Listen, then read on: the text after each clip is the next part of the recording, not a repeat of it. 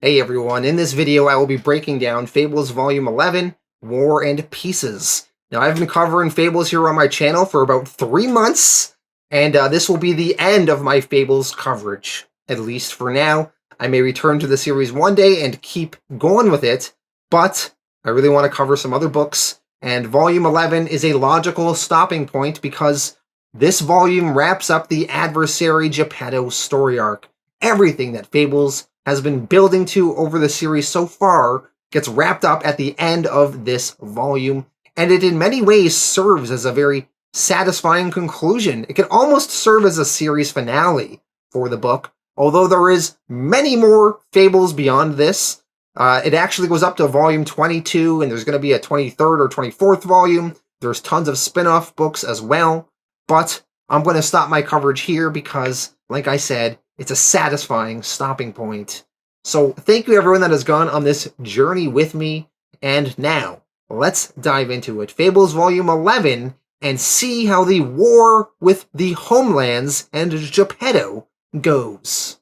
Fables Volume 11, War and Pieces, written by Bill Willingham, art by Mark Buckingham, Steve Leialoha, Nico Henrichion, and Andrew Pepoy. Fables Issue 70, Kingdom Come, in which we pause for a moment to catch our breath, gird our heart, and take a last look at a relatively peaceful farm before plunging headlong into the chaos of war. Boy Blue is once again awoken by Stinky the Badger in a fairly frightening manner. The two of them head downstairs. Today is Boy Blue's last day before he ships off to war. The two of them say hello to Rose Red. Rose Red tells Boy Blue that she made him some breakfast. She wanted to make him something special for his last day. Boy Blue says he's gonna shower and shave first. Rose Red seems surprised. Boy Blue shaves? He embarrassingly replies, "Yes, of course I shave. I shave every day." As Boy Blue and Stinky the Badger walk away, when they are alone, Stinky asks Boy Blue, "Really? I've never seen you once swap out your razor blade since you've been here. And your shaving brush and soap's bone dry, so I naturally thought..." Boy Blue, he asks, "Since when are you inspecting my personal toiletries?" Stinky the Badger explains, "Well, they're right out there in the open in your bathroom." Boy Blue, he then asks, "Since when are you using my bathroom?" Stinky answers, "Hey, you have your morning routine and I have mine. I always take a final preventative tinkle just before I wake you up." Boy Blue, he asks why Stinky is following him. He says, is Stinky afraid that Rose Red won't invite him for breakfast if they don't show up together at the same time? Stinky admits that this is the case. She never invited him before Boy Blue moved up to the farm. Elsewhere on the farm, the animal fables see a notice posted that says, "Attention, all farm animal fables. Important meeting in town square today at noon. Please spread the word to those who can't read or live out in the farm's more remote corners." The farm fables are wondering what this meeting could be about. Chicken Little, always a doomsayer, predicts nervously, "I bet they've run out of Monday chickens and pigs and cows, and this meeting is to inform us that they've decided Fable chicken, pigs, and cows are now approved food items for all these new human fables." Mama Bear tells Chicken Little that he is being ridiculous. As Boy Blue gets dressed in his bedroom, he talks with Stinky the Badger some more. Boy Blue tells Stinky that he is finally going to tell Rose Red how he feels about her. Stinky, confused, asks, "How you feel about what?" Boy Blue answers, "You know, how I feel about her romantically." Stinky, still confused, asks, "You and Rose Red? You mean you're not already together? I thought you guys were doing the nasty for the last few years now." Boy Blue asks, "How could you assume that?" Stinky answers, "I don't just assume it, everyone thought so. I just thought you two were being discreet. I assumed you sneak back to your own room every night after you've had your animal way with her royal nibs. I mean, look at the facts, man. You get yourself sent up here for 2 years of hard labor, but does Rose Red give you any hard labor? No, she gives you every cushy job at the farm. Plus, she did that flycatcher thing where she came up with more infractions to keep you up here, and she grins like a schoolboy around you. Before you arrived, she was not a happy camper." Boy Blue, he smiles then hearing this. Well, he's definitely going to tell Rose Red how he feels about her now. Later that day at noon on the farm, Boy Blue and Rose Red are at a very important meeting that has been called for all the animal fables. A meeting that was posted about earlier. They are here to tell them all the deal. Boy Blue explains that any animal fable sick of living here on the farm are welcome in Flycatcher's new kingdom of Haven. It is open to them, and they can move there and back to the Homelands. Granted, this new kingdom isn't precisely located in the particular homeland a lot of the fables here came from, but it's been proven time and time again to be safe, and Boy Blue can personally vouch that it's a lovely place. He tells the animal fables that if they do move there, they are rejoining a real kingdom, with old-time vows of fidelity and service and such, which means they will have to give up Fabletown citizenship, and their names will be stricken from the Fabletown Compact. Secondly, the boundaries of Haven are about the same size of the farm now, so their living area will be about the same as it is here. The animal fables, they ask some questions. Are they going to be forbidden to leave this kingdom the same way they're not allowed to leave the farm here? Boy Blue tells them all they will not be restricted to the kingdom of Haven. They can definitely go beyond its borders, but keep in mind, beyond the borders is still Empire territory, so it will be dangerous. Rose Red, she jumps in and adds some extra information. She tells all of the fables here that she will miss dearly anyone who decides to leave. She stresses, though, this is an important and individual decision. She tells them to not let anyone pressure you into making a decision. It is your decision and yours alone. She continues and says, every year on Remembrance Day, we drink the traditional toast. Next year in the Homelands. Well, my dear friends, it seems the elusive next year is finally this year. Starting Monday, those of you who choose to can take a giant step closer to home. Rose Red, she then starts tearing up a bit. Boy Blue, he ends the meeting and says, well, maybe we better wrap this up for now, folks. Give yourselves time to talk things over and ponder your options. We see afterwards the animal fables are all talking amongst themselves about this decision about potentially moving to Haven. The tortoise asks, will they have TV in this new kingdom? The dish answers, of course not, dummy. Modern technology doesn't exist anywhere in the old worlds. The tortoise replies, well, I don't know if I can give up my shows. The dish wonders, I don't see any reason why my iPod won't work there though, right? I mean, I gotta have my tunes.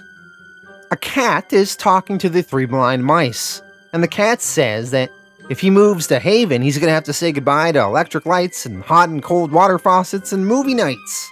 One of the three blind mice wonders, what will he tell his internet friends? None of them even suspect he's not human, much less a magical creature with a chance to return to his other dimensional magical home. He adds, my online girlfriend, she thinks I'm a Seattle high school kid named Ricky. Up in Small Town, two guards on mice, they're talking about the possibility of moving to Haven, but they seem content to stay here. Small Town is their home now. So while all the other animal fables discuss and debate this the rest of the day, we see, later that night, Boy Blue and Rose Red are alone. Boy Blue tells Rose Red that his job in the war is going to be using the witching cloak and jumping between all the various fronts in the war. He has to keep everybody informed of what's going on and transport supplies.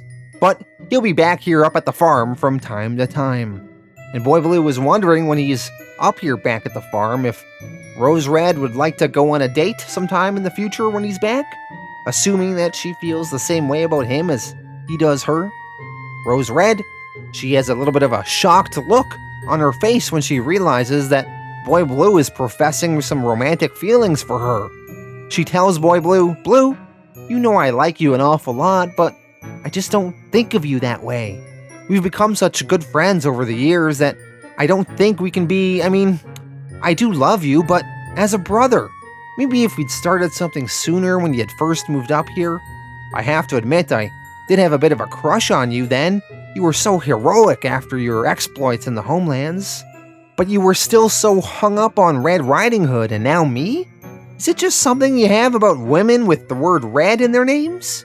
Rose Red just wants to go back to things the way they were before, them being friends, and not make things awkward. But Boy Blue is hurt. He thinks it is too late for that. He says I'm a damned fool. Every moment from now on will be one of those awkward ones. And that isn't how real friends are around each other, so whatever we had is toast, gone, burnt like a wick. Boy Blue, he flips his hood up and he starts walking away. He says, "Thank God I'm going far away tonight. Nothing like a good war to forget a night of soul-killing humiliation." After that brutal friend-zoning, Boy Blue joins Bigby and Snow White at their home.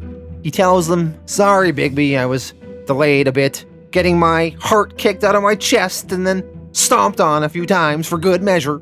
Snow White replies, "Oh no, you finally told my sister how you feel about her?" Boy Blue is surprised that Snow White knew. He asks, "Was he that obvious?"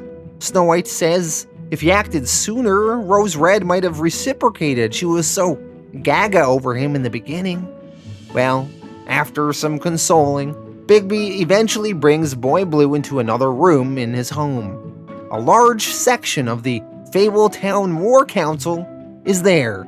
King Cole, Briar Rose, Prince Charming, Cinderella, Beauty and Beast, as well as Boy Blue, Snow White, and Bigby now. They all discuss the plans for the coming war, which will be kicking off soon. Bigby tells Boy Blue that he will need to teleport Cinderella down to Argentina for an important mission for Frau Totenkinder. We learned in a previous volume from the Zephyrs, from Hansel leaving Fabletown and going back to the Homelands, that there is a gate somewhere in Argentina that connects the Mundi and the Homeland world. So this mission in Argentina is connected to that in some way. Boy Blue, he tells Bigby, "Fine, if she's ready to go, I can do that first thing tonight when we're done here." Beauty, who is completely in the dark about Cinderella and her being a badass spy, asks the group, "Wait, no, not fine. Why is Cinderella here at all? She owns a shoe store. How does that qualify her for some clandestine mission?" Prince Charming, he ignores that and tells Boy Blue, after you get Cindy on your way, he's gonna need Boy Blue to transport him to the Homeland's version of Baghdad, and over the next few days, Boy Blue has to bring the bulk of their forces over. Bigby says that after that, Boy Blue is then going to have to move Briar Rose into place. Beauty is confused again and in the dark on things. She asks, "Wait, now Briar Rose is suddenly some kind of enemy infiltrator too? Am I the only one here who isn't a secret super spy?" Beast tells his wife to settle down. Bigby, he continues after that. Boy Blue will have to get him and his team into position too. Prince Charming, he then turns to Beauty and tells her, "Beauty, since you were wondering why you needed to be here, well, you're fired. As of now, you're no longer my deputy mayor." Beauty is confused as to why. Prince Charming will explain that later, but for now, he appoints King Cole to be his new deputy mayor. Beauty is angry, but Charming tells her, "Don't worry, honey. You'll have your job back in 2 or 3 days. Trust us." With this final meeting wrapped up, it is now time for war. Fables issue 71, Skulduggery, part 1 of 2. Cinderella is on a secret mission in Argentina. She is here to pick up some sort of package. She meets her contact, a Mr. Orindelico, who will supposedly take her to this package. Orindelico tells Cinderella to get into his car, and he will take her. Mr. Orindelico was supposed to be alone, but he brought 2 big men with him as backup. So the situation already seems off to a sketchy start. Cinderella, despite the sketchiness, is confident in her abilities to overcome any situation, so she gets into the car. She tells Orindelico in the car that she knows he is taking her in the wrong direction. She shows him an electronic device. She says this electronic device directs her right to the package, and this is not the correct direction they are going. The electronic device doesn't actually do anything. It is actually some magic that is directing Cinderella to the package, but they faked an electronic-looking device for the Mundies, as the Mundies will believe anything as long as you show them something electronic. Orindelico tells Cinderella, "Relax, miss. Enjoy the ride. All will be revealed in time." Cinderella, sensing nefarious motivations from Orindelico and his two partners, asks, "So you're kidnapping me, is that it?" Orindelico answers, "Of course, you are very lovely, miss. I have clients who will pay handsomely for a woman of your qualities."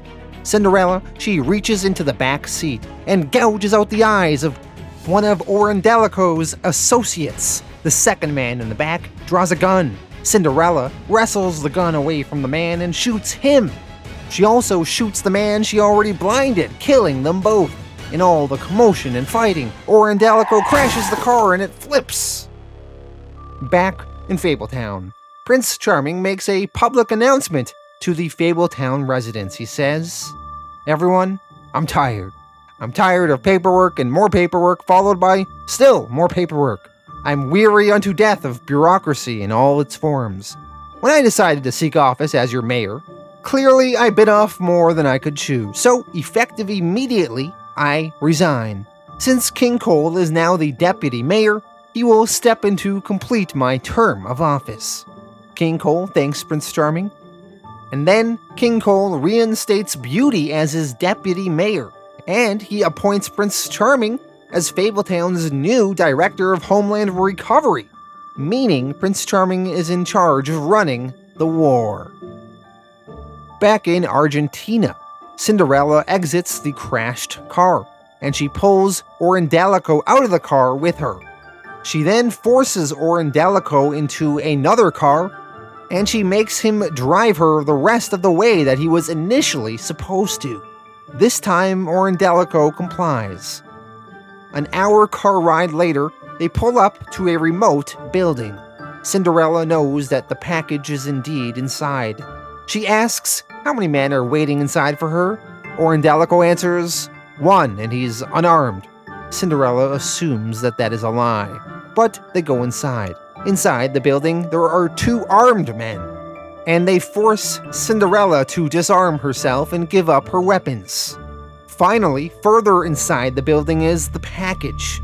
The package is Pinocchio. He made it out of the Homelands through the Argentinian gate, and now he is here. Pinocchio, seeing Cinderella, says, "Hi, Cindy. Boy, do I feel like a big dope, hiring these crooks to guard me from the Homeland's troops while waiting for someone from Fabletown to come fetch me? And I paid them in gold, too. I promised them some of it, but they helped themselves to all of it." Cinderella tells Pinocchio, "Don't worry, kid. The fact that you're okay is the only important part. We can always get your gold back after I kill these amateurs." The armed men did disarm Cinderella and make her give up her weapon, but Cinderella had some hidden backup weapons that she removed off the other thugs earlier. So Cinderella whips one of those guns out, and she shoots and kills the three thugs in the room easily. Cinderella and Pinocchio are then free to leave. They head into a car and begin driving off. Cinderella's communication device got destroyed in all of the fighting, so she can't tell Boy Blue to come pick her up, and she doesn't trust phones because they aren't secure. So instead, Cinderella is going to get Pinocchio back home to Fabletown on her own, taking Mundy transportation. On the drive, Pinocchio and Cinderella talk. Cinderella, being a badass spy killing people, is a surprise to Pinocchio. He asks her how she became a super spy. She explains, short answer, Bigby. Pinocchio, he then explains that he came home through a gateway down here. He says, "There was a whole army of folks after me. Pop really wanted me to come home. I know for a fact some of them slipped through the gateway ahead of me." Cinderella and Pinocchio, They traveled on using a series of stolen cars and boats, and they made their way out of Argentina and into Chile to the city of Santiago. There, Cinderella booked an off-the-books charter flight that would take them the rest of the way home. They stayed in a safe house that night in town, as their flight was the next day. Cinderella went out to get them food for dinner, and when she came back to the safe house, it was compromised. Hansel and two of his associates are in the safe house, and they have Pinocchio tied up, and they also have a knife to Pinocchio's throat. Hansel warns Cinderella to not make any sudden movements, or he will have his men slit the boy's throat. Cinderella tells Hansel he won't dare kill Pinocchio. She knows that he is bluffing, and Geppetto wants Pinocchio back alive. Hansel explains, "Don't count on that. Though Geppetto may love this traitorous creature, I surely don't, and the Empire would only profit by his demise. I'd love nothing so much as to have to report back that, sadly, though I did all I could to save him, the poor lad perished. It was unavoidable." Hansel says he wants information from Cinderella. Cinderella asks, what could he possibly hope to learn from her? Hansel answers, "We know Fabletown is aware of the Empire's war intentions and is girding itself for a preventative first strike into the Homelands. What we don't know is when you intend to strike and from where." Cinderella, she then begins to laugh out loud. She says, "Mr. Hansel, I'd be more than happy to tell you when the war starts. Mind if I look at my watch? Let's see, since we're in the same time zone as New York, according to our plans, the shooting started 19 hours ago at midnight, last night to be exact. All of our forces were inserted from the Cloud Kingdoms. The war is already well underway. Any more questions, sweetie?" Fables, issue 72, Skulduggery Part 2 of 2. Well, Hansel is disappointed to learn that the war is already underway. He is going to now head off with Pinocchio and one of his men. He orders the other man to stay here and shoot and kill Cinderella once enough time has passed and he is far enough away. The police are reported to respond quickly in this land. A few minutes later, once Hansel has left with Pinocchio, Cinderella, she manages to fling one of her shoes off of her feet right at the gunman left behind. She then tackles the gunman and wrestles him to the floor, and then she twists his neck, killing him. The gunman did manage to get a few shots off on her though, and some of them nicked Cinderella. She will be fine, but she has to spend a few minutes bandaging herself up before pursuing Hansel with Pinocchio. Cinderella, she is still able to track Pinocchio's location with the magic that Totenkinder gave her that would kind of hone in on Pinocchio. She steals a massive construction vehicle, and with Hansel stuck in Monday traffic, she manages to catch up with him, and she drives the construction vehicle right into Hansel's car. She figured Pinocchio would be in the trunk, so she avoided hitting that part of the car. She then shoots Hansel's associate, and then she turns to Hansel. Cinderella wanted to kill him, but she tells him, "Look, I don't know if you're still considered the Empire's envoy to Fabletown, which means I can't outright kill you, but I can't leave live enemies behind, so I guess we'll have to compromise. A lack of kneecaps should slow you down enough for my purposes."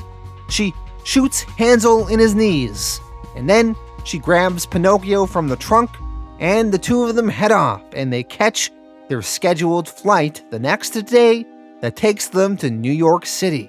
When they are in New York City, they still have to journey home though, and there will still be some obstacles in their way.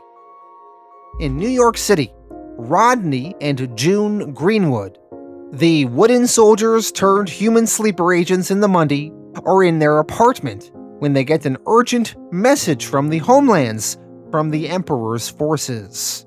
Both of them are told that they need to intercept Pinocchio before he reaches Fabletown. The two of them quickly get a babysitter for their daughter Junebug, and then they head on a motorcycle on their way to intercept Pinocchio. They spot Cinderella and Pinocchio in a taxicab. June shoots out the window and kills the Monday taxicab driver. The taxi then swerves and crashes. Cinderella crawls out of the car. Rodney and June are going to shoot her. Cinderella kicks them back, though. The three of them all start fighting. In the end, though, Rodney gets the upper hand, and it seems like he has Cinderella dead to rights. But Pinocchio, he jumps in and he tries to reason with his wooden brother and sisters, Rodney and June. Pinocchio tells them, "No, wait, Rodney, you don't have to do this. Cindy isn't the enemy and she didn't kidnap me. I arranged this." Rodney asks, "How? Why? What happened to your loyalty to father?" Pinocchio explains, "That's what this is all about, little brother. Loyalty to dad. And that's why you two have to quit acting like badass assassin gangsters and help me get to Fabletown. Just like me, you two always have to do what's best for Geppetto, right? So then ask yourself, how am I able to do this if it isn't in Dad's best interest? Don't you see? Dad shouldn't be the bloody goddamn emperor of a bloody goddamn empire. That's what got him all twisted up. Out of our loyalty to him, we have to get him free of all that crap. You have to get me to Fabletown." Pinocchio has other plans for his dad that involves Geppetto no longer being the emperor. Plans that will have Geppetto losing the war, but will have him in a better place in the end. Pinocchio argues to Rodney and June that these plans are ultimately what is best for their dad, even if it is against his current wishes. Rodney and June seem convinced. Since what they are doing will be what is best for their father, they are still technically operating within their loyalty enchantments placed on them. They all head to Fabletown, to the Woodland Luxury Apartments building. There, they see Grimble. Pinocchio explains the situation to him, and Rodney and June say they want to turn themselves in. They have to pick up their daughter Junebug first, though. A few days later, Cinderella is healing in a Monday hospital after her battle with Rodney and June. Beast and Beauty come to visit her. Cinderella asks where Pinocchio is. She adds, "I made a lot of dumb mistakes on this mission. How's that brat doing?" Beauty answers, "They whisked him up to Wolf Manor for debriefing. That's the new nerve center of our war planning." Beast adds, "Leaving Beauty and me down here to preside over an empty Fabletown, but relax, Cindy. Sleep the sleep of the just, knowing that you completed your mission." Cinderella, she replies, "I guess I can live with that." So with Cinderella's important mission done, she can rest and heal. She played her part. Her retrieving Pinocchio will have Pinocchio providing vital information to Fabletown for the war effort. And now we will get to the heart of the war. Fables, issue 73, War and Pieces, part 1, Voyage of the Sky Treader. We see in the Homelands one front of the war. Prince Charming along with Sinbad are co-piloting an airship along with Fabletown and Arabian Fables. This massive airship they are flying is called the Glory of Baghdad. It is a flying airship that has 300 flying carpets built into the lining of the ship. That is how it flies. The Glory of Baghdad has entered the Homelands through the Cloud Kingdoms. It is in the homeland world of Tuscane, which is the world that is home to the capital city of the empire, Calabria Nagni. The Glory of Baghdad's mission is to fly and destroy with bombs all the gateways connecting Calabria Nagni and Tuscane with the rest of the homeland worlds. It would essentially cut off the head of the empire from its body. Some of the empire's dragons are attempting to attack the airship, the Glory of Baghdad, but with the Fables training in modern weapons like rifles and snipers, they simply shoot the dragons out of the sky before they even approach their ship. Boy Blue, he is the official messenger of the war. He is currently on the airship and talking with Charming and Sinbad, but soon it is time for him to use the witching cloak and teleport over to the next front of the war. Boy Blue, he teleports over to Bigby. Bigby is at a place they've called Fort Bravo. Fort Bravo is located just outside of Calabria-Anagni, and they have planted their last remaining beanstalk here and are guarding it. They are hoping to remain undetected. Bigby, he gives a pep talk to his army the next day. He tells them their mission. He explains, "We've planted the last remaining magic bean here, in the middle of nowhere, to provide a last-ditch backdoor escape route out of the Imperial homeworld. If things go bad for the skyship, they can't simply rise up through the clouds and find themselves back safe in the Cloud Kingdoms. A doorway back into the Cloud Kingdoms only comes in proximity to a beanstalk. That means they have to come back here in their ship or on foot. And that means we have to be here to meet them no matter what. We're the final exit door for our troops who might need evacuation. We don't have the luxury of bugging out if things get tough. We can't move the beanstalk, and we can't just plant a new one somewhere else, because this is the last one we have. So no matter what goes wrong or what forces the Empire sends against us, we stand fast, we hold on, we don't surrender, and don't retreat. We need to hold this ground. And when all this is over, when the last shot's fired, we'll be the last to go home. The shooting war didn't begin with us. The skyship, for example, has already taken fire and given it back with true gusto. But, however it turns out, the war will end here." In the capital city, we see how the enemy is strategizing. The Snow Queen is talking with the Wooden Emperor. A soldier is reporting into them how they can't seem to shoot the airship, and how the airship is using modern guns and picking them all off from a distance. If you remember in Volume 9, Sons of Empire, Geppetto and his war council came up with a plan for conquering the Mundi world, and that plan involved having all of the Empire's warlocks go into the Mundi and lie low and spread a plague of diseases into urban centers. Well, in order to enact this plan, the Empire has summoned most of the warlocks here to the capital city for training.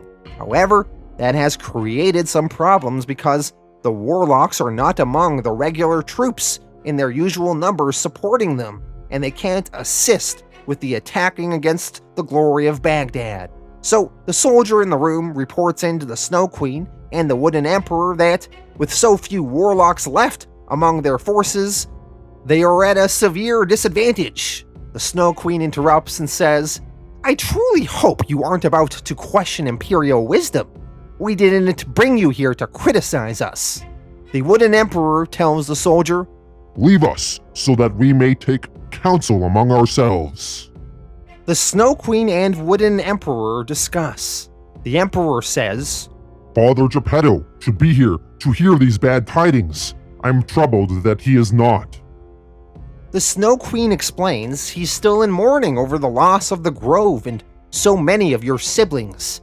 I'll try to fetch him again tomorrow or the next day, but in the meantime we must fend for ourselves. For better or worse, the Empire's in our hands alone for now. The Snow Queen and Wooden Emperor try to devise a plan to deal with the glory of Baghdad. For now, they've only been sending a few dragons at a time, but she suggests they gather all of their dragons and attack all at once at the same time, along with every other creature or subject that can fly, all in one vast swarm. It will be costly, but it should work. The Wooden Emperor likes it, although he wants to hold one dragon back. He has a plan B in mind if this plan should not work. Boy Blue, he teleports over to another front of the war, which they have dubbed Site Zero. Site Zero is in the heart of the capital city of Calabria-Anagni, in a small building. Briar Rose, aka Sleeping Beauty, is in waiting, along with Sinbad's old bodyguard Hakim, who was here to protect Briar Rose, and one of the 13th floor witches named Miss Someone, also here to protect Briar Rose, but also to communicate with the invisible Zephyr spies that are currently covering the city, keeping track of the Empire's enemy forces. Currently, thanks to the Zephyrs, they know that the Snow Queen, the Wooden Emperor, and the top warlocks, as well as the top Empire bureaucracy, are all here in town. The only important person missing is Geppetto. He is still in the outskirts, but they think Geppetto will be coming soon. The mission for Site Zero and Briar Rose here is that once they get word from the Zephyrs that Geppetto is in town as well, Briar Rose is to prick her finger and put the entire city to sleep. Totenkinder and the 13th floor witches have reverse-engineered Briar Rose's sleeping curse and have expanded it to be able to put the entire city to sleep. For now, everything at Site Zero is all good, and they can just wait for Geppetto to come. But if this place is ever discovered, Hakim is to buy Briar Rose the seconds she will need to prick her fingers and put everyone to sleep. Boy Blue, after checking in with them here, teleports back to the Glory of Baghdad. On the Glory of Baghdad, they are approaching the location of their first bombing target, one of the other doorways to another world. The Glory of Baghdad uses an ingenious process that they practiced for weeks in the Arabian deserts. As the ship flies above their target, they place the bomb on a magic carpet, and they have a very scared pilot, attached by a long rope, fly the carpet towards the target. And once they get close enough to the target, the pilot would send the carpet along with the bomb in the general direction it needed to get the rest of the way and eventually hit its target. And the pilot would be retrieved by that rope, albeit a little indelicately, but the plan, it worked.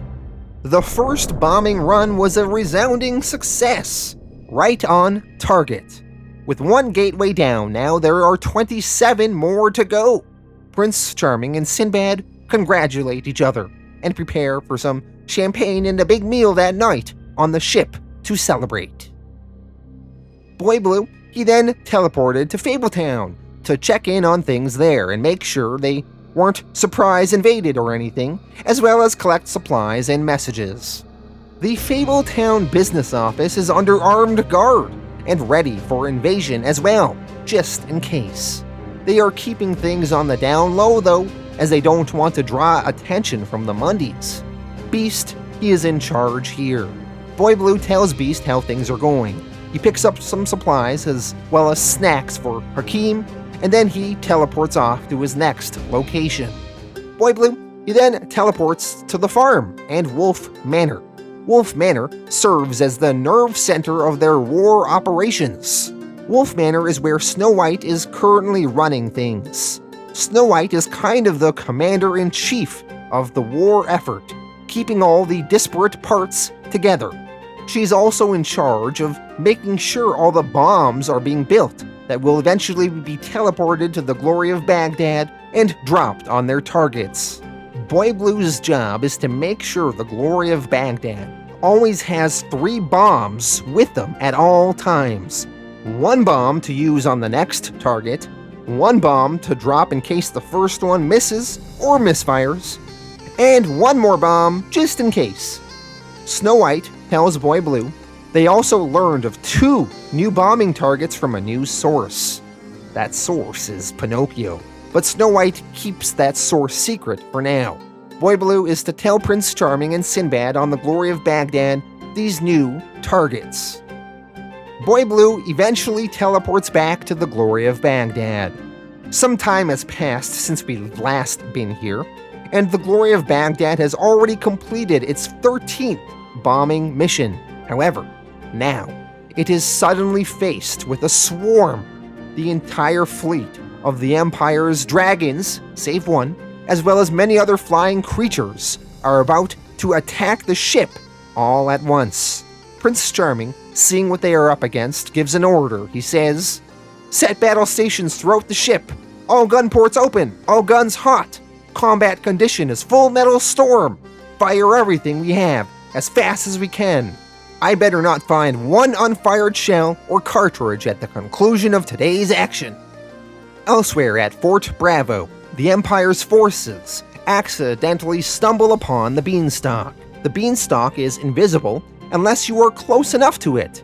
Well, these Empire's troops have spotted it, and they are going to have to report this in to their command center. Fables issue 74, War and Pieces Part 2, a very one-sided war. Before we dive into this issue, I want to go over the main fronts of the war again that we learned of last issue. So, in the Mundy, there is Wolf Manor / the farm. Snow White is the leader there, and she serves as the nerve center of their war operations. There is Fabletown, where Beast is holding down the fort, and he is providing supplies and messages to the others. Then, in the Homelands, there is the Glory of Baghdad, which is a flying ship over the Imperial homeworld. Prince Charming and Sinbad are leading the mission here. They are to bomb and destroy all of the Empire's gateways to other worlds. There is Site Zero, which is a building in the heart of Calabria Nagni, the capital city, where Briar Rose, Hakim, and Miss Someone are trying to remain hidden, lying in wait, where eventually Briar Rose will prick her finger and put everyone to sleep. There is Fort Bravo, where the beanstalk has been planted on the outskirts of the capital city. Bigby is the leader here.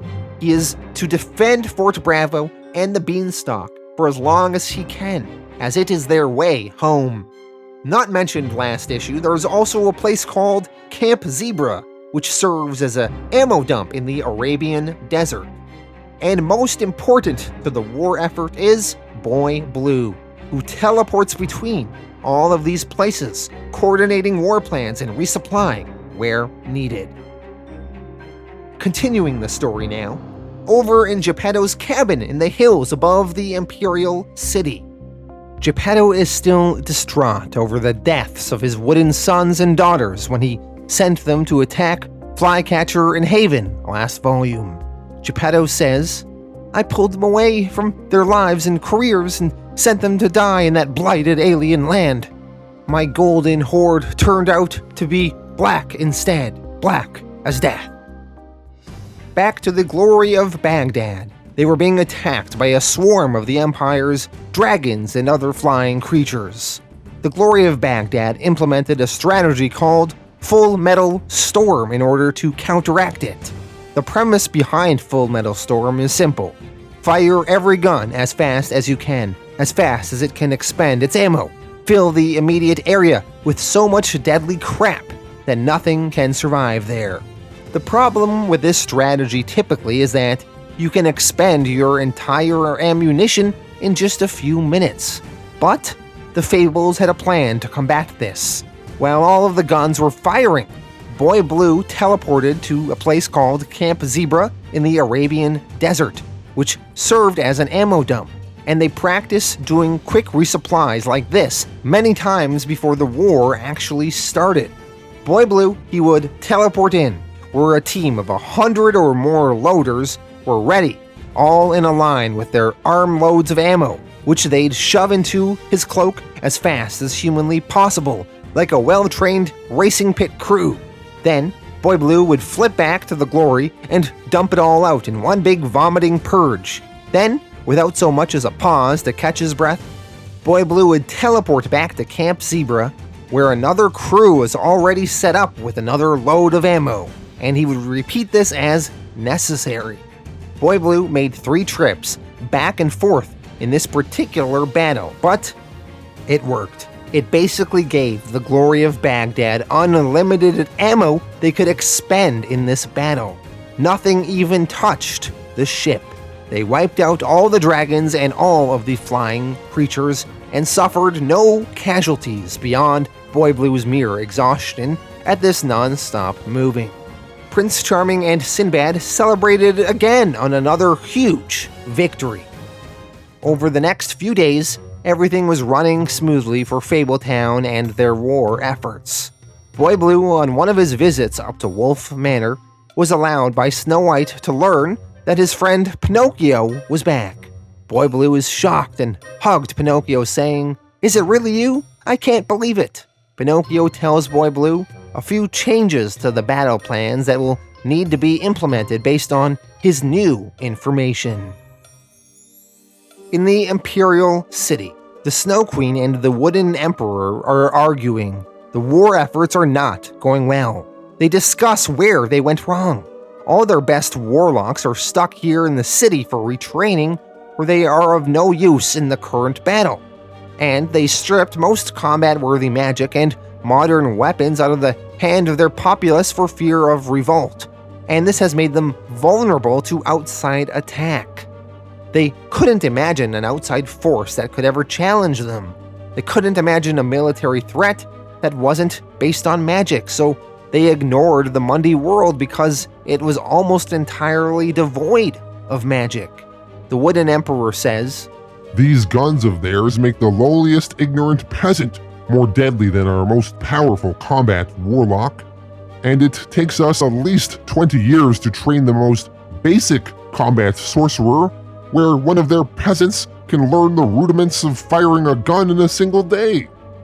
The Snow Queen thinks it over. She says that she thinks they've lost. She is going to make arrangements to go back to her own world before the last gate out gets destroyed. The Emperor, he has one last gambit he wants to try though. The remaining dragon he held back. Over to Site 0. Boy Blue visits Briar Rose, Hakim, and Miss Someone.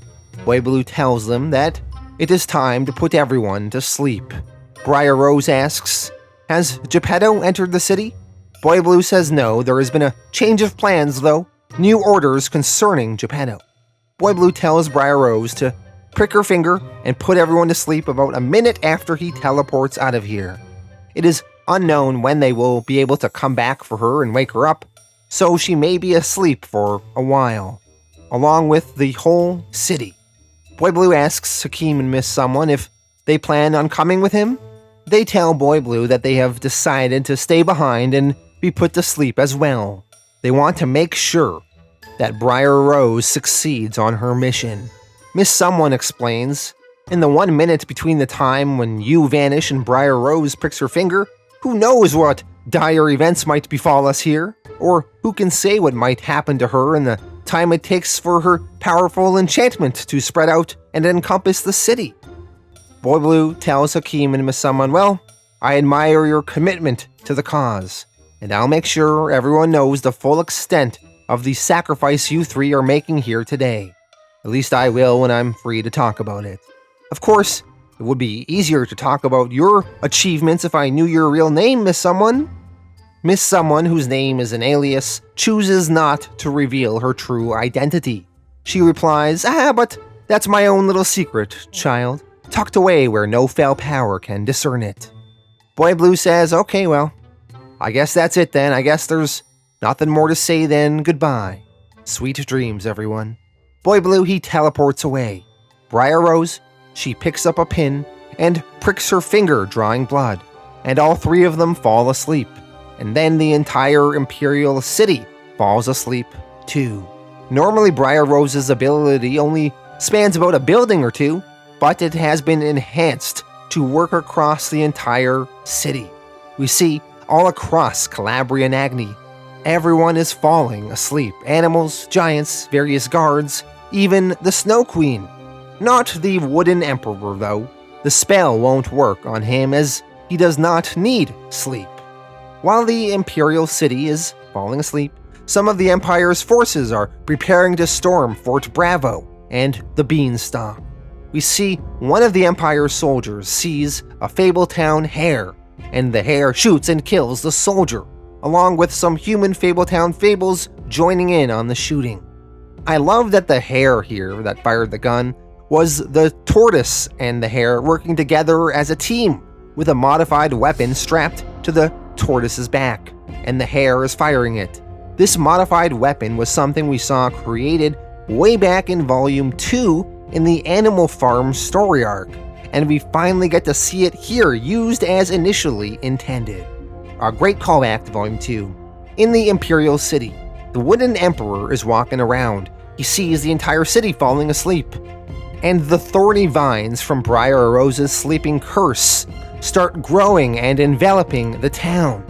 They even ensnare and capture and hold the Wooden Emperor himself.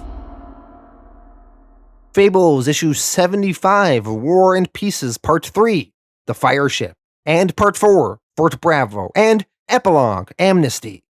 This is a extra long issue that will wrap up the storyline of the war with the Adversary. Part 3, The Fire Ship.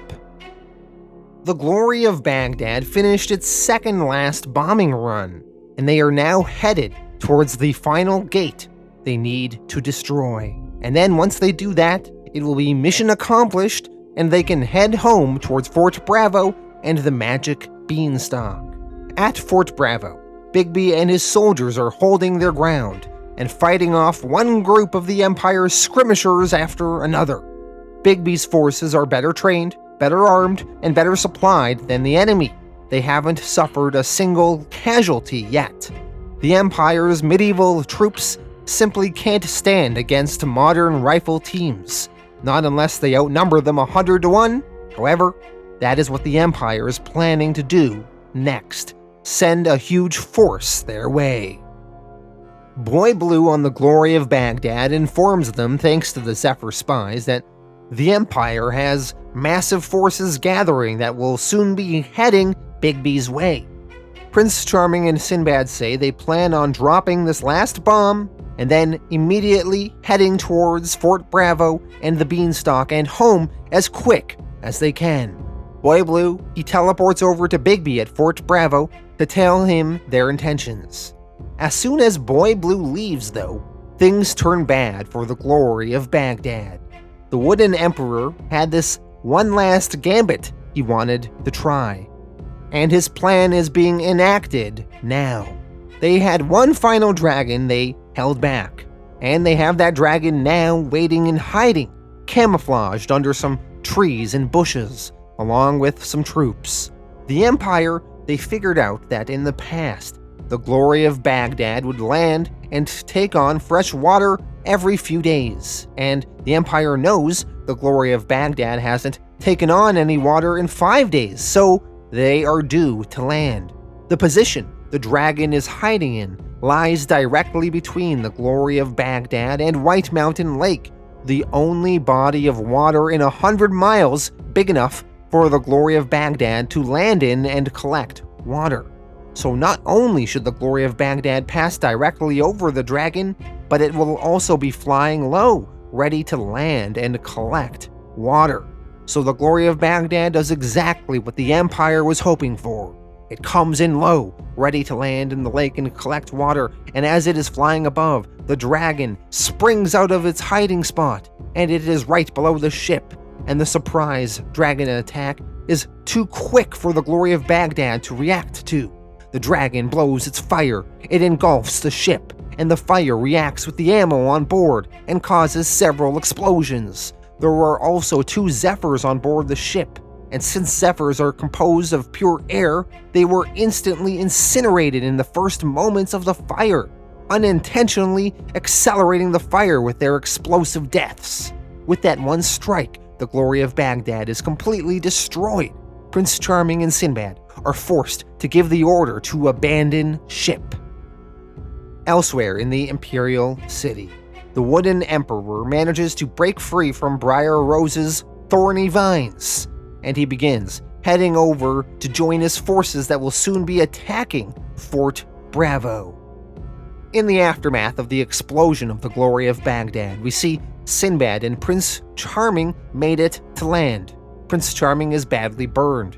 His beautiful, handsome face is all scarred from his bad burns. A true tragedy. Prince Charming, before the ship crashed, managed to steer the Glory of Baghdad into the lake. Prince Charming explains to Sinbad, I think me steering the ship into the water worked. One of the bomb holds is underwater now where it can't burn. We need to gather 2 or 3 magic carpets, enough to recover the bomb and lift it out of the water. Sinbad tells Charming that he is in no condition to lift anything. The extent of his burns are bad. Charming replies, "They don't matter. None of our injuries matter. The only thing that matters is completing the mission. We can deliver the last bomb to the last gateway and then we've won. Even if we don't survive, we've won the war. That's all that matters." Sinbad, he says, "This is a good plan, but you're no longer involved in it, Prince Charming.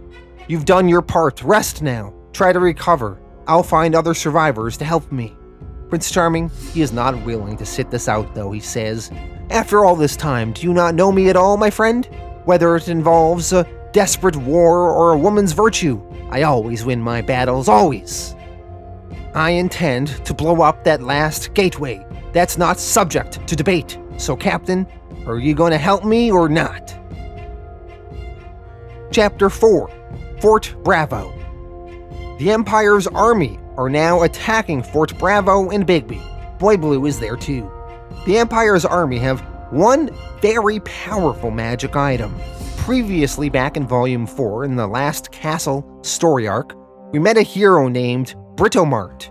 Britomart had a magical spear that could find any target she set for it in a battle, and that spear was guaranteed to hit its intended target. Well, the Empire now have a similar weapon. It is called the Arrow of Dire Fate. It is a unique, powerful weapon. It took a dozen warlocks 50 years to make. Once it was built, the Empire kept it in their possession for another 30 years and never used it, but today they will. This seems like a good opportunity to bring it out. In the hands of their best archer, it will always hit a mortal spot and always slay what it hits, no matter the armor or spell is protecting the target. One of the Empire's generals gives the order to fire the Arrow of Dire Fate and use it to take out Bigby, whom the Empire knows is the leader on the ground here they are facing. The Arrow of Dire Fate is loaded up and fired into the air. It soars in the sky. Boy Blue, who is with Bigby, spots the arrow in the sky. He sees it coming their way. Boy Blue, he uses the Witching Cloak to block it.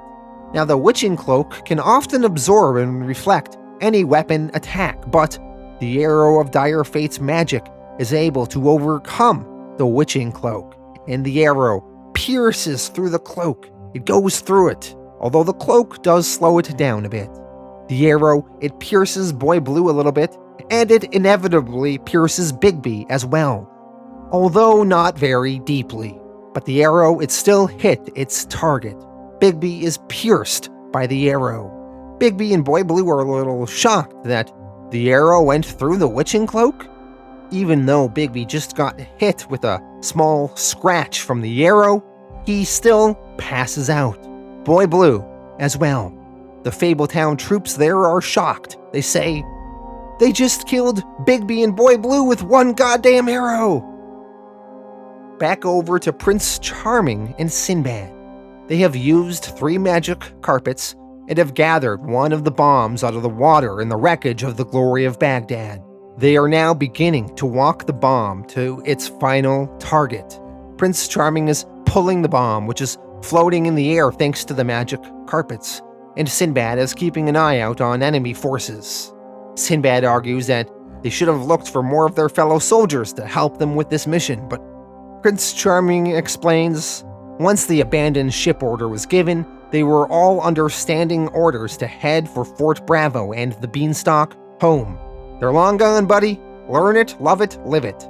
We're both all alone in the dirt-pounding grunt infantry army now. Hoorah!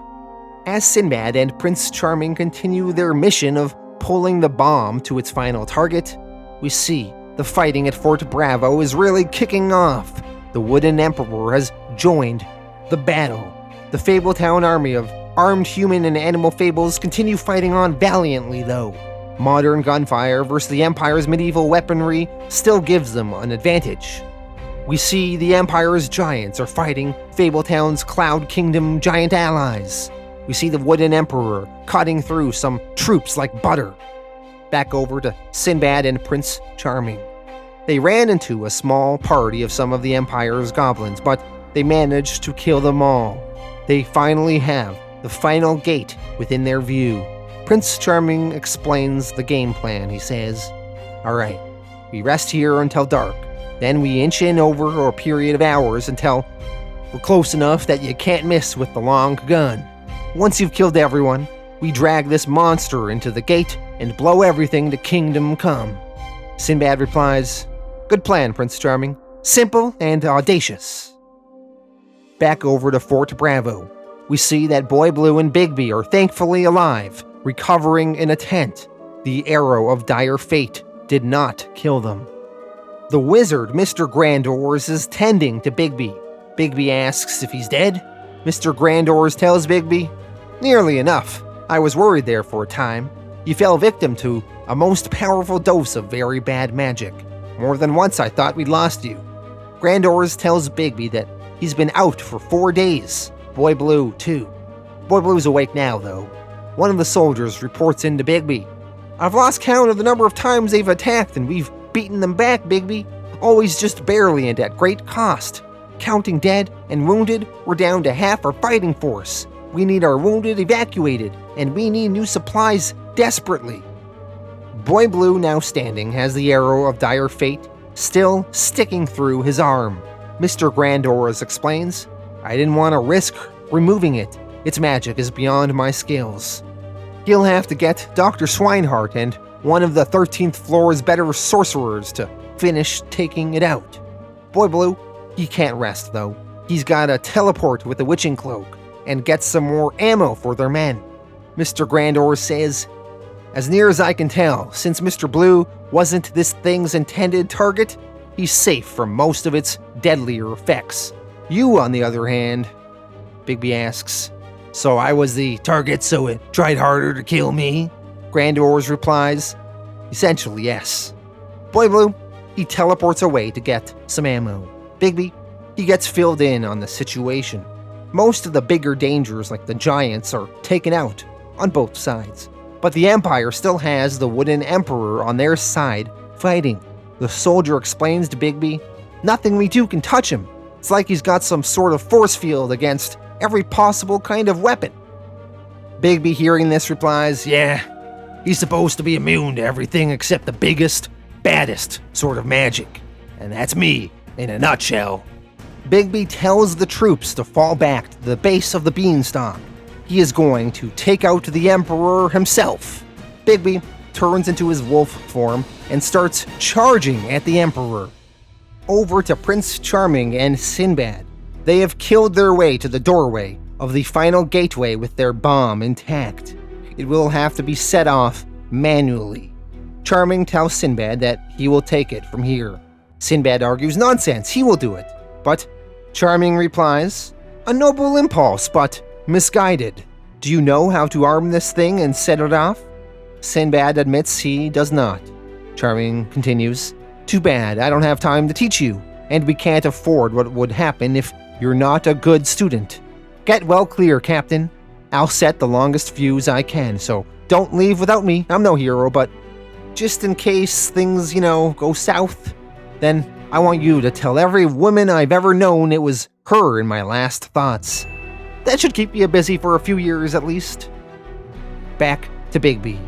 He has used his powerful wind blowing to scatter the Empire's army about, but the Wooden Emperor still remains standing.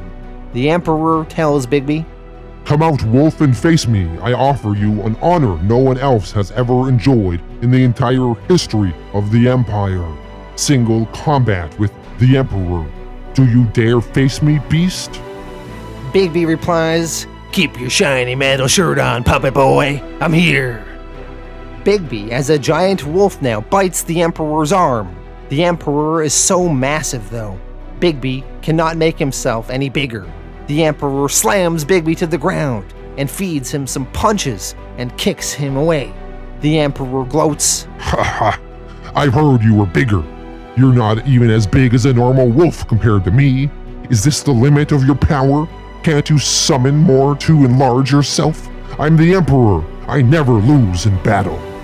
Bigby is forced to strategically retreat from this one-on-one battle.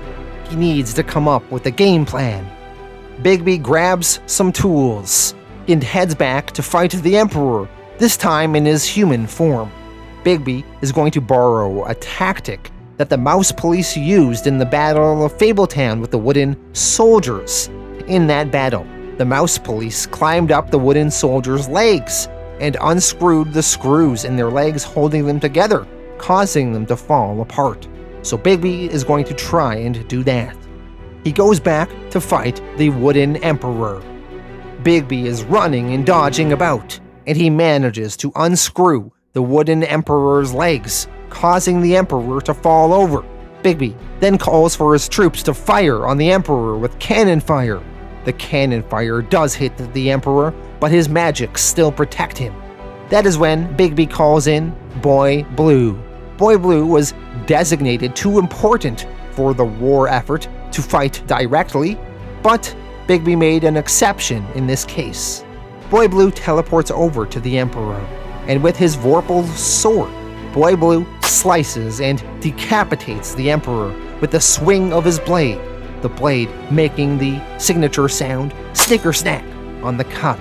Much like Boy Blue did in Volume 6, Homelands, Boy Blue has once again killed the wooden Emperor with the Vorpal sword. They then light the wooden Emperor on fire and roast weenies over his body. Up in the sky, fables from the glory of Baghdad that are retreating arrive on a whole bunch of magic carpets. Epilogue. Amnesty. The main fighting was basically done. All the gateways were destroyed. The wooden Emperor was defeated. The entirety of the capital city is asleep. Over the next few weeks, survivors from the glory of Baghdad made their way to Fort Bravo and the Magic Beanstalk and headed home. Sinbad, he made it back too. He reported the sad news about Prince Charming though, saying, "I'm not sure what went wrong. Maybe the bomb's fuse delay was damaged, but Prince Charming never got clear of the blast. He died with the same bomb that ended our mission and killed the great empire. I'll always love and honor him as my own brother." Up in Fabletown, they buried their dead and held a memorial service for those who did not make it home. Boy Blue underwent a 6-hour operation with Dr. Swinehart and a team of sorcerers, and they managed to remove the piece of the arrow of dire fate that was stuck in his arm. The operation seemed a success. Fabletown held victory celebrations, and they started thinking about settling the Homelands once again. When the time was right, Pinocchio, Boy Blue, and Bigby set out on one last mission of the war, one that Pinocchio negotiated in return for his cooperation. They had to deal with Geppetto. Boy Blue teleported Pinocchio and Bigby to Geppetto's cabin in the Homelands on the outskirts of the Imperial City. Geppetto was essentially all alone now. They told Geppetto to come with them. Geppetto asked Pinocchio why he brought these hoodlums and troublemakers here. Pinocchio told his dad, "No, Pops, these are your friends, your new friends anyway, I promise." Geppetto asked, "Where are they taking him?" Boy Blue answered, "Home." Pinocchio added, "Your new home, Pops." Boy Blue tells Geppetto to step into his cloak. Boy Blue teleports Geppetto to the Fabletown business office. Geppetto is nervous. Pinocchio tells his dad, "Now, Pops, everything's going to be okay. We just need to sign a few papers and then we'll get you into your new place. And since you're such a big sorcerer dude, you get to live on the 13th floor. That's like Big Mojo status. You should see some of the apartments on that floor. Talk about swank." Rodney and June Greenwood are there. Geppetto sees them, and he tells them, "Rodney? June? Good, some of my loyal children at last. Kill these ruffians for me." Rodney and June reply, "I'm sorry, we can't do that, Father. We'll talk later after you've settled in." Inside the business office, Geppetto is brought to a table. Here, he is to sign the Fabletown Compact, and thus forcing him to accept the conditions of the general amnesty and allowing him to become a full-fledged member of Fabletown. All the big Fabletown players are in the room to witness it. King Cole tells Geppetto, "By signing this document, you are officially forgiven for all past crimes and actions against the free Fables, and now enjoy all privileges and duties as a citizen of Fabletown." Geppetto, he begrudgingly signs the Fabletown Compact. And with that, officially, the war is over. Pinocchio tells his dad, "That's it, Pops. You're no longer the bloody-handed adversary. You're one of us now." Frau Totenkinder says, "Oh, he'll behave. We'll get along famously, Geppetto and I." Beast, he adds, "And I'll be close at hand to make sure of it." Boy Blue, he then narrates, "In the days and months to follow, we'd have to deal with the chaos we'd left behind in the former empire. Hundreds of worlds that were suddenly on their own for the first time in centuries.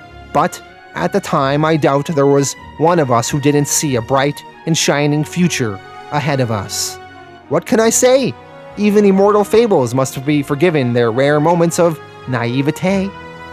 And with that, we end Volume 11 of Fables.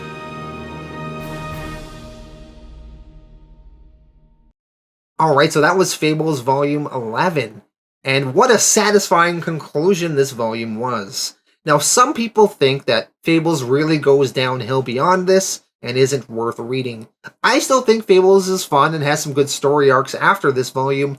However, I will say, I don't think it ever reaches the same peaks, and Volume 11 is such a satisfying conclusion, so I totally get if people wish it kind of stopped here. But, I think there's some good stuff beyond here if you want to keep going with it. But yeah, I love this volume, so let's go through it. So the first issue, we had Boy Blue and Rose Red up on the farm, and we sort of saw them preparing and setting stuff up for the war to come. And Boy Blue also expressing his feelings to Rose Red, kind of sad that they did not end up getting together here. Then we had the 2-issue Cinderella story arc where she gets Pinocchio back. There was some fun there and some interesting stuff, and what we learned from Pinocchio really does make a difference in the war efforts to come in the future issues, so I think it was a satisfying story arc. Then we had the 3-issue War and Pieces story arc where the bulk of the war happens, and it was amazing. I love the different fronts of the war. Site Zero, Briar Rose putting them to sleep. Fort Bravo, Bigby defending the Beanstalk. And then, of course, the glory of Baghdad with Prince Charming and Sinbad was amazing. What a great, cool concept for a ship. All these flying carpets pressed to the outside, making it levitate and fly around. And I love some of the battles that we had over these issues, dropping the bombs and Boy Blue teleporting around, resupplying everybody. Oh, amazing, amazing stuff. I liked the moments we had with the Wooden Emperor and the Snow Queen trying to come up with counter strategies, and things are not going well there. And our Fabletown heroes, they really had some bumps in the road, but they really planned so well. So it was great seeing them pull off their missions. And the ending of this story arc with Geppetto being captured, brought back to Fabletown, and being forced to sign the compact is amazing. I love the visual of the final page. Great stuff. When we were first told that Geppetto was the emperor and how evil he was and how vast his empire was, and now to see him resorted to this, signing the compact and being forced to live in Fabletown, amazing. Now, I think some people think that Geppetto should have died, but honestly, it's more exciting to keep him around and see what life will be like for him in Fabletown in the future. But yeah, what a satisfying conclusion this volume was. I'm going to give this one a 9.5 out of 10. Thank you all for watching. Let me know your thoughts in the comments, and I will see you all again in the future.